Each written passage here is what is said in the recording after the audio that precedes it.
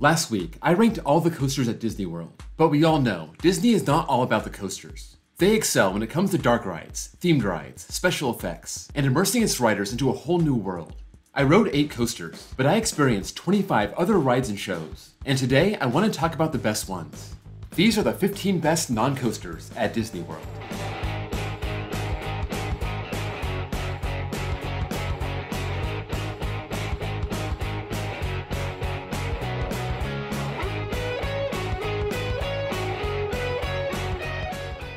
First off, I want to admit I did not ride everything at Disney World. I spent one day at each park. I tried to experience as much as humanly possible, and I made it a point to ride the best rides. I may have skipped some awesome stuff that I wasn't aware of, so if you see me leave something off here, keep me honest and call me out in the comments below. Maybe next time I can hit up those attractions. Let me start by pointing out the rides and shows that could not make my list. For Magic Kingdom, It's a Small World and Peter Pan.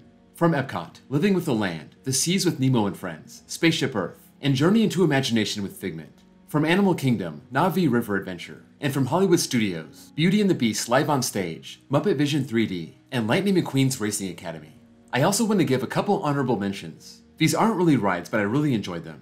First, the Carousel of Progress. Walt Disney debuted this at the 1964 New York World's Fair, and it was so popular he put one at Disneyland and then the Magic Kingdom in 1975.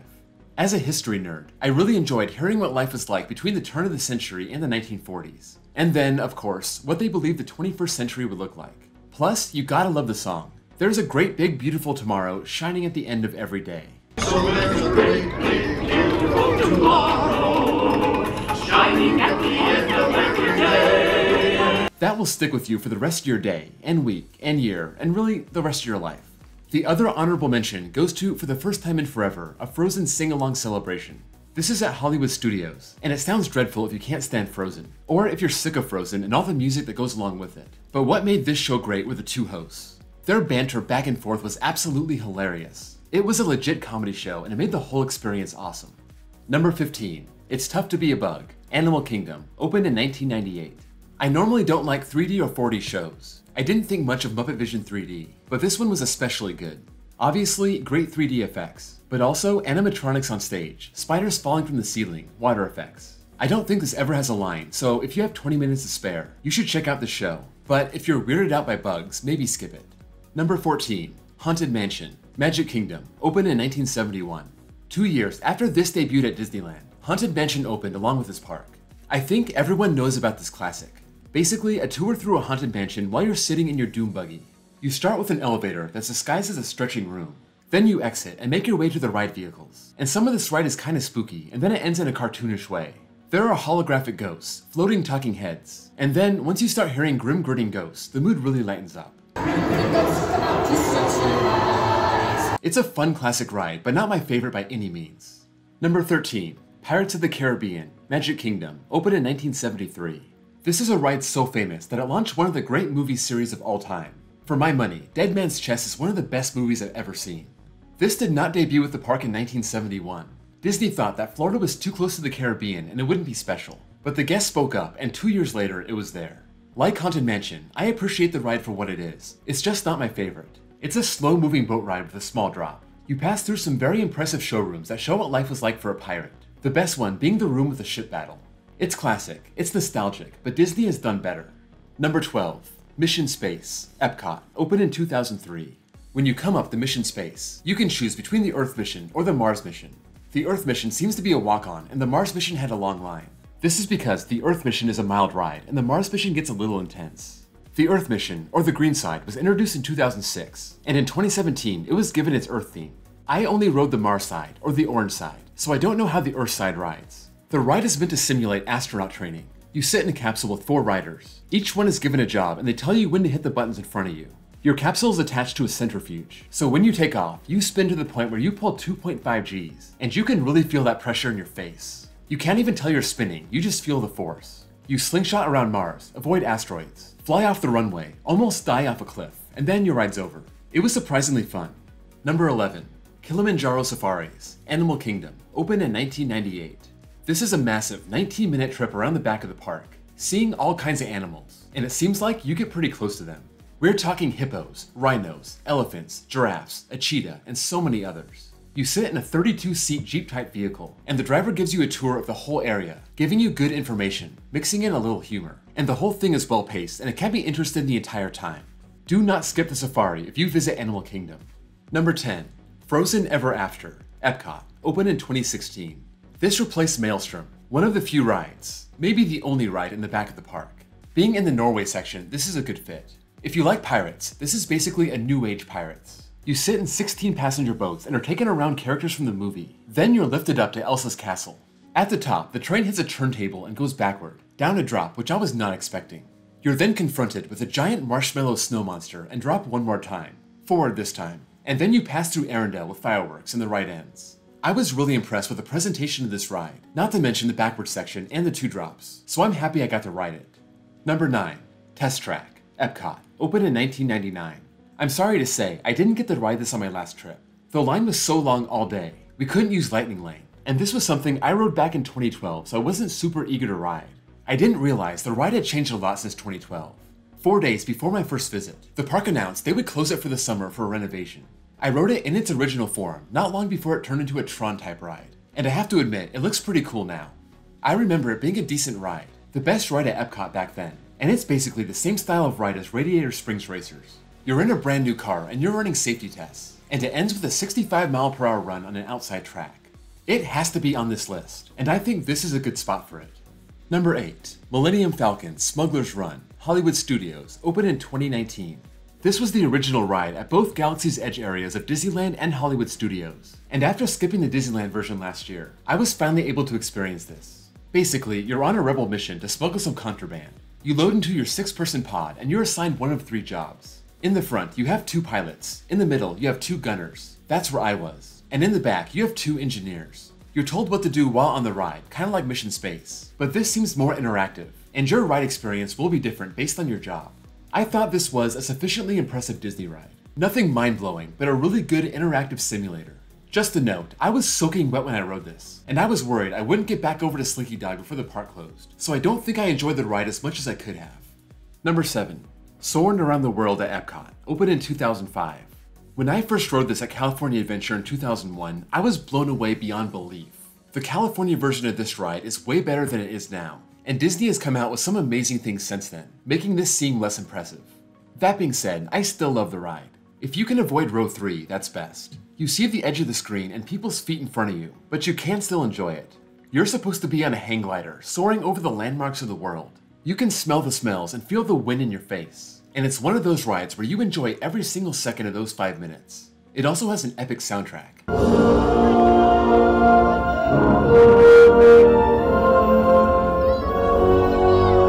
They moved over to go around the world in 2016, and I know Disneyland once in a while brings back the California ride experience, so maybe one day I'll get to do that again. Number 6. Toy Story Mania at Hollywood Studios, opened in 2008. This is the same ride you can find at California Adventure, and I think this is the best shooting dark ride ever. I really don't like the laser ones, like Justice League, but the 3D games where you pull the string and fire balls and darts at targets. It's so much fun. You compile points and compete with everyone in your car. You can actually see where you're shooting, which is a big upgrade over other shooting dark rides. You move from screen to screen, that car really janks you around, and it's a pretty long ride. It gives you your score and your accuracy, which is something different also. This always has a long line, but it's worth the wait. Number 5. The Twilight Zone Tower of Terror at Hollywood Studios, opened in 1994. I'll be honest, before this script, I had no idea how old this one was. I used to ride the one in California. That one didn't come around till 2004. This is obviously themed to the Twilight Zone, the ride taking place in the Hollywood Tower Hotel, having been hit by lightning and causing 5 people to vanish in the elevator. You then board a maintenance service elevator and become part of an episode of the Twilight Zone. The room goes dark, you're surrounded by stars. You rise up to the next floor, the doors open, you advance out into the main elevator shaft, and then it launches you up and down. A few times, it'll open the window so you can see outside the tower before dropping you again. Once the ride begins, there's not much theming. I was expecting more, but the theming before the ride makes up for it. As for the forces, this ride gives amazing airtime. It's so much fun flying around with nothing but a seatbelt. And as I said in my vlog, this is one of the only Disney rides that you ride more for the forces than the theming. Number 4. Dinosaur at Animal Kingdom, opened in 1998. All I knew about this was it was some kind of ride. I did not expect it to be like Indiana Jones, taking you on an expedition back in time to bring back an iguanodon. The scientists are worried that you're being sent back too close to the meteor shower, but you go anyway, and once you're back in time, you roll through that landscape looking for the iguanodon. You pass by a lot of dinosaurs, some nice, some not so nice, and of course, you run right into the meteor shower. The mission goes sideways, but in the end, it's all good. You make it back to present day with the iguanodon. Given how I didn't know what to expect, I was really impressed with how much fun this ride was. Number 3. Flight of Passage at Animal Kingdom, opened in 2017. Ever since this opened, I've heard nothing but rave reviews. I honestly had no idea what kind of ride this was. I just knew it was supposed to be amazing. Turns out it's a simulator, and you link yourself to an avatar to take part in the Navi's coming-of-age Flight of Passage, where you fly in a Banshee for the first time. The queue and the pre-show are very impressive, and it really sells the storyline. Once you're on the ride, you straddle a seat. Kind of reminds me of a Zamperla moto coaster, and it's supposed to link with your body, so there's something on your seat that grinds against your legs. It's kinda weird and made me back off a little bit. You wear 3D glasses, but they're kinda big and weird, and I kept feeling like they were gonna fall off. It also blows air up into your face the whole time, which I thought was kind of annoying. But the ride itself was very immersive. If you're a fan of the Avatar movie, it's an awesome way to enter that world and fly around it. And even though I criticized it in my vlog, I still enjoyed it. I was just expecting something mind-blowing like the first time I rode Forbidden Journey. It wasn't like that, but it was still great and good for the number 3 spot. Number 2. Mickey and Minnie's Runaway Railway at Hollywood Studios, opened in 2020. I didn't know anything about this ride either, just that it was new and apparently was amazing. During the pre-show, you have old school Mickey and Minnie going on their perfect picnic, with Goofy operating his train nearby, singing "Nothing Can Stop Us Now." Nothing can stop us now. Gonna make it happen. But when they hit the railroad track, the pipe pops up and clogs Goofy's smokestack. He drives into a barn and it explodes. Part of the screen opens up, and Goofy, now hanging from a piece of wood, asks the cast member to let everyone into the cartoon. I still don't know how they opened up that screen, but it's awesome. You then board your train for a leisurely day out, but Goofy hits the switch lever and the engine goes left and your car goes right. And this is where you start your trackless dark ride experience. From there, you go from room to room where there's chaos. You go from a desert to an amusement park that's hit by a tornado, to a tropical island with a volcanic eruption, and my favorite part of the ride, the trip down the waterfall. Then you're underwater, through a sewer into a city. Do a little dance with Daisy. Into a factory where you almost get smashed. Then you end up in the park where everything is nice and wonderful again, and you reattach to Goofy's train. This was, by far, my favorite ride that we rode in this trip, even though it's not number 1. And we had to go back and do it again later in the day. We loved it that much. Even Amy got to ride. Number 1. Rise of the Resistance at Hollywood Studios, opened in 2019. This has to be number 1. It's hard to believe this ride even exists. It's the most extensively themed pre-show and elaborate ride I've ever seen. But, to be honest, I don't care about Star Wars. Nobody in my family does either, so the storyline is random and doesn't mean anything to me. I do appreciate a good ride though. I mean, I never watched or read Harry Potter, but I think Forbidden Journey is spectacular, and Rise of the Resistance is an amazing ride. I admit, I did not ride this on my last trip. The line was enormous all day, and we had so many things to do at Hollywood Studios, but I did ride this at Disneyland last year, so I got the full experience. This is one of the few rides where the ride-ops are jerks, but that's because they're working for the bad guys and leading you into an interrogation. But while you're in the room, a doorway is lasered out and you're ushered into your vehicle where you enter the trackless dark ride section of your ride. You're trying to get to the escape hatch and escape the enemy ship. You pass Imperial walkers. Someone tries to lightsaber their way into your vehicle. You pass from room to room, each one more amazing than the last, even going up an elevator at one point. And then you make it to an escape pod. It drops you down, and then you go into full simulator mode as you crash land to the ground. The whole thing is one of those jaw-on-the-ground experiences, whether you care about Star Wars or not. That's it for my list. Let me know if there's a ride I didn't mention here that I should have checked out, and if you would have rearranged anything here. Before you go, if you can drop a like, I'd appreciate it. And if you're new here, please give me a sub for more content just like this. Also, check out my links below for my Discord server, and my second channel where I post copyright-free off-ride footage, and my baseball channel if you also happen to love baseball like I do. Thank you all for watching, and I'll see you all next time.